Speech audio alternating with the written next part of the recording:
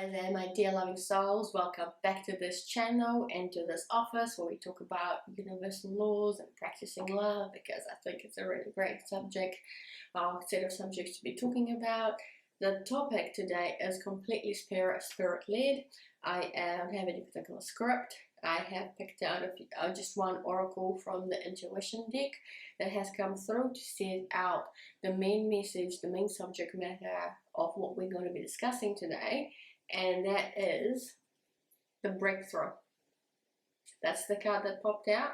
And then I just got some clarifiers from my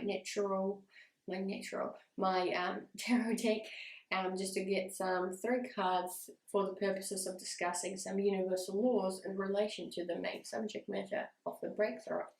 So as always, make sure you grab a cup of coffee or a cup of tea, whatever you enjoy, a glass of water as I've got here with me, as we delve into the subject that is spirit-led of the breakthrough.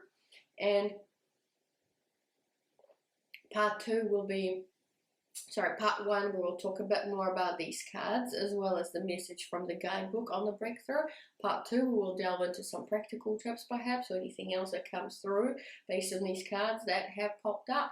In part 3, we'll get some more oracle cards or tarot, just to receive some messages from the spirit world on this lovely subject of breakthrough. So here we go. Let's kick off part 1 with the message from the intuition deck on breakthrough. And it's all about the following. New opportunities are coming. It's time to elevate to a higher level. It's time to be open to the new opportunities coming your way. We are all divine creators, and when we connect with the depth of our soul essence, we can be whatever we want and need to be. With meaning and passion, we can transform into the person we want to be in order to drive us forward. We close ourselves off because of limiting beliefs. We can also close ourselves off from seeing new paths, new opportunities, or even that breakthrough that comes to us via dreams, ideas, or meeting new people who could help us to create something new. A new business, an organization, a movement. Who knows what breakthrough is right around the corner for you. Be open to it, and the signs are transformation, evolving, new stage, new perspective, a breakthrough, and a new venture. And there we go, my dear loving souls. That's the main subject matter that Spirit wants me to talk about. And for the universal laws, with the 3 cards that have come through are the 10 of Swords, the King of Swords, and the Hermit. And these are just pre-shuffled just before this filming, just to make sure that right from the get-go, we're talking about, the specific subject matter and the content that the Spirit wishes me to discuss. So with the 10 of Swords, what I'm getting immediately is literally we've got an image here of a person lying on the beach in front of water with 10 swords in him. He's done. But the interesting thing is that even though there are darker clouds, we can see the sun peeping through, and he's looking towards that sunlight in the water.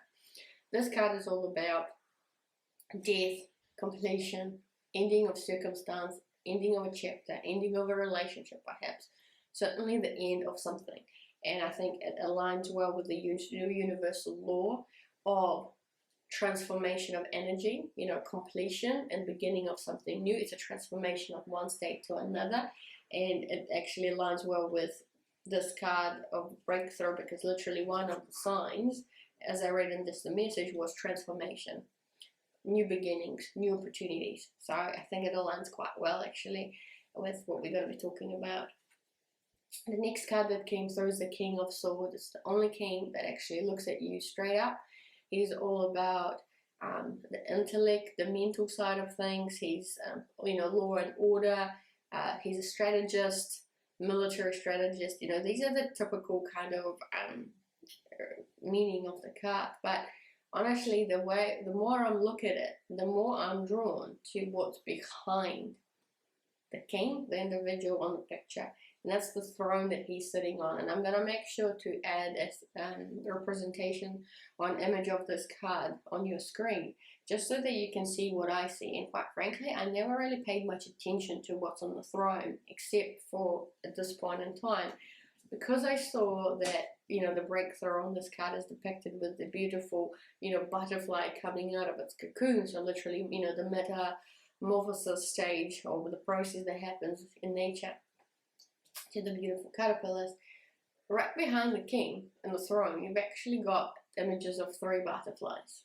I know, I have not noticed that before on this card, and I've had this deck for a very long time. And even on the crown, when you look closely behind the angelic wings, you've got what appears to be butterflies, literally on the king's crown. And so the more I was thinking of it, I'm more drawn actually on this imagery to the 3 butterflies that represent, look like a triangle to me. Now, triangle is very much, variety of meanings, but one of them is, ascension or elevation, and this message did talk about it's time to elevate to a higher level. And so I'm going to think about it, that those 3 butterflies actually make up a triangle, which means ascension, or being at the top, being at the peak of a mountain, or peak of something, peak, being on top of a pattern. And with the other thing that I saw in this image with the butterflies is the 2 different sides of the moon, or the quarters of the moon that you can see, which once again talks about a lot about cycles or patterns. That's what I'm naturally drawn to say. And so for me, it's like, right, well, the triangle and the patterns and the cycles, which are also universal laws in themselves, cycle and continuous movement. There's something about ascension or elevation right to the top, and there's something about like good timing for it, or the right divine timing for the ascension or the elevation, and something about that. But the specifically universal law that I'm going to stick by is the triangle symbol of ascension and elevation. Right, yeah. And with the Hermit that has come through, what I'm getting with this Hermit card is that it's all about needing to take that time for yourself, some soul searching time. And so I'm thinking about, a reminder that we are a spiritual being having a human experience and needing that connection with the soul. But also the Hermit, it's actually in astrology representing the zodiac of Virgo. And Virgos are very detail orientated, very organized, very methodical, very analytical, getting your ducks in a row kind of meaning. And so for me, the combination of the soul or the spirit, reminding about the spirit, and being methodical, following your path, being detail orientated. I'm genuinely thinking very much about a life path, or a life blueprint, or a plan that we all come with before we actually incarnate on planet Earth. Our soul comes up with certain milestones, certain lessons and missions that it wants to experience or complete or achieve. And so given all that, I'm just going to go with the Hermit as trying to represent life blueprint, a lifetime plan, whatever you may wish to kind of call it. But hopefully it's pretty straightforward what I'm trying to say. It's the plan that we come and the plan that we ourselves come up with as a soul, as a loving soul, before we enter into a particular lifetime, particular incarnation, something that we wish to experience. So yeah, I'm gonna wrap up part 1 there, my dear friends, and let's jump into part 2.